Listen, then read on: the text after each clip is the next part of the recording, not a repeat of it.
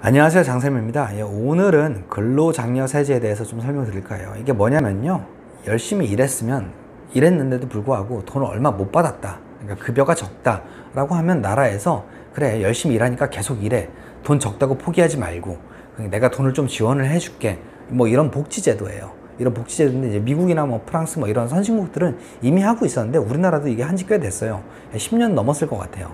10년 넘었을 것 같은데, 우선 이게 제도가 어떤 게 있는지 한번 볼게요. 첫 번째로는 근로장려금이라는 게 있습니다. 그러니까 소득과 재산이 일정 금액 미만인 근로자 또는 사업자 가구에 대해서 일하는 거에 대해서 이제 가구 구성원과 총 급여 등에 따라서 산정된 금액을 지급하고 근로를 장려하는, 이렇게 일과 연계된 복지 제도다라고 알고 계시면 될 것 같고요. 자녀 장려금은 뭐냐면요, 총소득이, 그러니까 연봉이, 그러니까 4천만 원 미만인 자는 18세 미만의 부양가족이 있으면은 최대 70만 원까지, 한 사람당 70만 원이거든요. 70만 원까지 국가에서 지원을 해줍니다. 근데 이게 언제 신청하는 거냐면요, 2020년 하반기분을 3월 1일부터 15일까지 조기 신청을 받고 있는데요, 내가 만약에 이때 못했다라고 하면은 원래 정기신고 기간인 5월 달에 신청을 하시면 됩니다. 그럼 6월 달에 지급을 받으실 수 있습니다. 우선 신청 자격 보시면요, 이제 가구원 요건이 있어요. 가구원 요건이 뭐냐면요, 이제 우선 가구를 세 가지 분류로 나눕니다. 단독, 홀벌이, 맞벌이, 이렇게 세 가지로 나누는데요. 단독 가구가 누구냐면요, 배우자도 없고 부양 자녀도 없고 70세 이상의 직계 존속이 없는 경우, 그러니까 셋 다 없어야 돼요. 셋 다 없는 경우를 이제 단독 가구로 분류를 하고요. 그다음에 홀벌이 가구는 누구냐면요, 배우자, 부양자녀 70세 이상의 직계 존속이 있는 경우, 그러니까 한 명만 있으면 되겠죠. 배우자나 부양자녀나 70세 이상의 직계 존속이 있는 가구면서, 근데 이제 이때 배우자가 뭐 벌긴 버는데 300만 원 밑으로 벌어요. 연간 300만 원 밑으로 벌면 이런 배우자는 안 버는 거로 쳐가지고 홀벌이 가구로 들어갑니다. 그리고 맞벌이 가구는 누구냐면요, 신청인과 배우자 각각의 총급액이 300만 원 이상인 가구입니다. 예를 들어서 300만 원 미치면 홀벌이니까 둘 다 300만 원을 넘어야 됩니다. 이랬을 때는 이제 맞벌이 가구가 되는 거예요. 이렇게 우선 가구의 구성을 세 가지로 나눈 상태에서 이제 소득 요건을 보셔야 될 것 같아요. 총 소득이 단독은 2천, 홀벌이는 3천, 맞벌이는 3,600만 원 미만인 자입니다. 다만 여기서 말하는 총 소득은 근로사업 이자 배당 기타 소득인데요, 근로소득은 뭐냐면요, 나의 연봉이에요. 세후 금액이 아니라 뭐 공제 같은 거 받지 않은 금액, 그러니까 총 금액, 연봉을 생각하시면 되는 거고요. 그러니까 사업소득은 뭐냐면 내 매출액 있잖아요. 매출액에서 일정 비율을 곱합니다. 근데 내가 예를 들어서 뭐 식당을 하고 있는데 뭐 1년에 3천만 원 매출이 일어났어요. 손님이 이제 매출을 3천만 원어치 끊고 갔는데 3천만 원에서 도매업은 20%를 곱하고요, 소매업은 30%를 곱하고요, 음식점 제조업은 45%, 이런 식으로 이제 업종별 조정률을 곱해가지고 매출액에서 곱한 다음에 이제 그게 사업소득 금액이 되는 겁니다. 그리고 이자 배당은 그냥 내가 받은 이자 배당 총 금액을 말하는 거고요. 기타 소득, 그러니까 뭐 예를 들어서 세무사인 제가 강연으로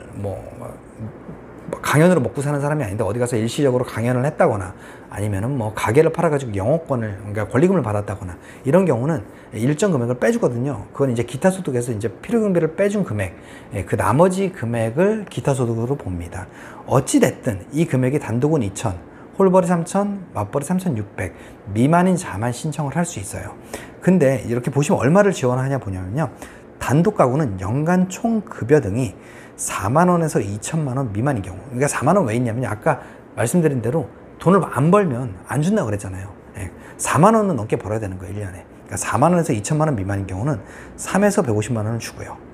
홀벌이는 4에서 3천만 원을 벌면은 근로장려금은 3에서 260만 원, 자녀 장려금은 뭐 50에서 70만 원, 자녀 1인당 뭐 이런 식으로 계산이 되는 거고요. 근데 여긴 연간 총급여 등이라고 돼 있고 여긴 총소득이라고 돼 있잖아요. 여기 보시면 근로사업에 제가 빨간색을 쳐놨을 거예요. 그 이유가 뭐냐면요, 여기에서 말하는 연간 총급여는 이자 배당을 빼고 근로사업 이 두 개만 합한 금액을 말하는 겁니다.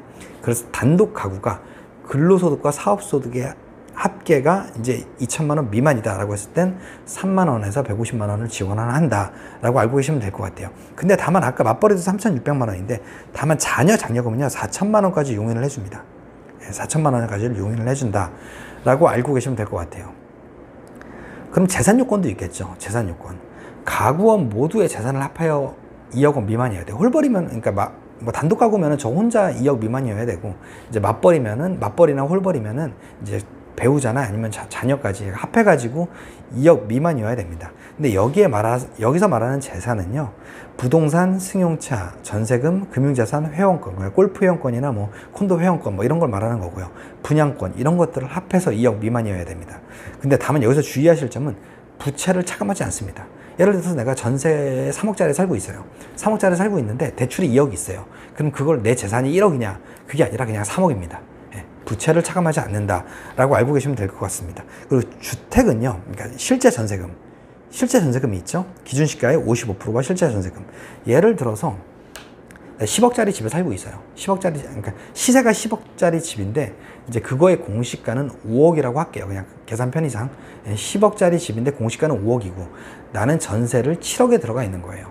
그랬을 때는 그거는 7억이 재산으로 잡히는 게 아니라요, 공시가의 55%, 그러니까 5억의 55%, 5억의 55%는 얼마일까요?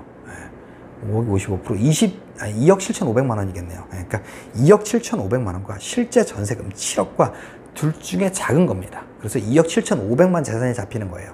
내가 아무리 7억짜리 전세에 살고 있어도. 그러니까 이건 어떻게 보면은 이제 일반 국민한테는 훨씬 유리한 거겠죠.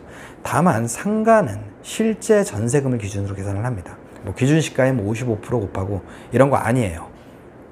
그리고 세 번째로는 대한민국 국적을 가진 사람만 신청을 할 수 있는데요. 다만 대한민국 국적을 가진 배우자와 결혼을 한 외국인도 신청을 가능하다라고 알고 계시면 될 것 같고, 4번 전문직 제외. 이거는 뭐 웬만한 그냥 모든 나라에서 해주는 거는요, 그냥 전문직은 원래 그냥 모든 게 다 제외예요. 그냥 항상 뭐 포함된 거 없어요. 뭐 코로나 지원금 이런 것도 안 되고, 그냥 전문직은 그냥 모든 거, 이런 좋은 건 다 안 된다라고 알고 계시면 될 것 같아요. 그럼 근로장려금이 어떻게 계산되냐라고 했을 때 여기 식이 복잡하죠. 이 식이요, 논리가 없어요. 전 왜 이렇게 만들었는지 모르겠어요. 논리가 전혀 없어서 이거를 이해하려고 하지 마시고요. 본인이 속한 구간에 대해서 이 식을 한번 넣어보세요. 그럼 이 식을 넣으시면요, 이 구조가 어떻게 되어 있냐면요, 연봉이 적으면요, 연봉이 올라갈수록 근로장려금이 많습니다. 그러다가 언젠가는 일정 금액으로 픽스가 된 다음에요, 그 다음에 더 벌면 벌수록 근로장려금이 떨어집니다. 이런 구조로 돼 있는데 이 논리가 왜 이런지 모르겠어요. 그냥 이거는 그냥 여기다 한번 넣어보세요. 근로장려금을 계산하는 식은 이렇다라고 알고 계시면 될 것 같고요. 자녀 장려금은 홀벌이 가구만 볼게요. 그냥 홀벌이 가구, 그러니까 단독 가구는 자녀가 있으면 단독 가구 아니니까 여기서 이제 단독 가구는 당연히 빠졌겠죠. 홀벌이 가구가 연봉 2,100만 원 미만이면 부양 자녀 수 곱하기 70만 원. 내가 2,100만 원 미만인데 애가 셋이다. 그럼 210만 원을 주는 거예요. 그렇죠? 70 곱하기 3. 그렇게 계산이 되는 거고요. 이것도 한번 식에 넣어보세요. 이거는 그래도 그냥 이해가 되실 거예요. 근데 지급액을 감행하는 경우가 있습니다. 아까 재산 요건이 2억 미만이어야 된다 그랬잖아요. 근데 2억 미만이기는 하나 1억 4천만 원을 넘는다 라고 했을 때는 장려금 50%를 차감합니다. 줄 거면 다 주지 50%를 차감을 합니다. 그리고 만약에 5월 달까지 아까 신청을 해야 된다고 했는데 내가 그걸 깜빡하고 뭐 8월 달에 신청을 했어요.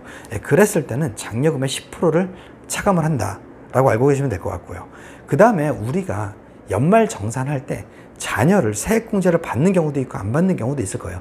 연봉이 작으면요, 장려세제를 안 받았을 거고요. 왜냐면 그거 안 해도 이미 세금이 빵원이니까. 근데 어느 정도 되시는 분들은 장려금을 신청을 해서, 그러니까 자녀 세액공제를 받으셨을 수도 있거든요. 만약에 그랬을 때는 그 금액은 차감을 합니다. 왜냐면 이중 지원이기 때문에 너무 과도한 혜택이다 라고 해서 그 금액은 차감하고 지급을 한다 라고 알고 계시면 될 것 같고요. 만약에 내가 국세 체납이 있어요. 체납액이 있으면은 근로장려금을 거기에 먼저 충당을 합니다. 근데 전액을 다 충당을 하는 거 아니고요. 지급액의 30%를 한도로 미납된 세금이 있으면 그거를 충당을 하고 나머지를 지급한다 라고 알고 계시면 될 것 같습니다. 그리고 기타 주의사항이 있는데요. 뭐 예를 들어서 이제 만약에 나도 맞벌이 부부라서 나도 되고 배우자도 돼요. 그랬을 때 누가 신청할 거냐? 둘이 합의를 봐야 돼요. 합의를 봐가지고 그 이제 신청을 하면 되는데요. 만약에 배우자랑 사이가 안 좋아가지고 둘 중에 한 명만 신청을 할 수 있다 라고 했을 때는 총급여가 많은 사람, 그 다음에 총급여마저 똑같다 라고 했을 땐 근로장려금을 많이 받을 수 있는 사람이 신청을 하면 된다 라고 알고 계시면 됩니다.